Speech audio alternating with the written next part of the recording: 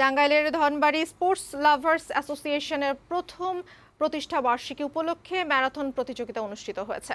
সকালে সরকারি ধনবাড়ী নওয়াব ইনস্টিটিউশন মাঠে এ ম্যারাথন প্রতিযোগিতার আয়োজন করা হয়। ধনবাড়ী নওয়াব এস্টেটের মোতওয়াল্লি আফিফ উদ্দিন আহমদ প্রতিযোগিতার উদ্বোধন করেন। দেশের বিভিন্ন স্থান থেকে আসা 400 জন প্রতিযোগী 11.5 কিলোমিটার ম্যারাথনে অংশগ্রহণ করেন।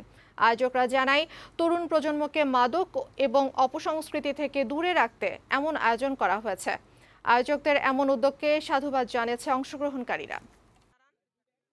ধনবাড়ী এই ম্যারাথন আয়োজনকে সাধুবাদ জানাই, এত সুন্দর একটা রেস উপহার দেওয়ার জন্য আমাদেরকে। আর আমি এখানে 10 কিলোমিটার রেসে অংশগ্রহণ করে প্রথম স্থান অধিকার করেছি। আজকে ম্যারাথনে আমি ফার্স্ট রানার আপ হয়েছি। সুন্দর একটা সাপোর্ট ছিল, ভলান্টিয়ার সাপোর্ট ছিল। আজকে আমি এখানে তৃতীয় স্থান অবস্থান করেছি। এখানে ওয়েদার অনেক ভালো ছিল, রোড লোকেশন ভালো ছিল।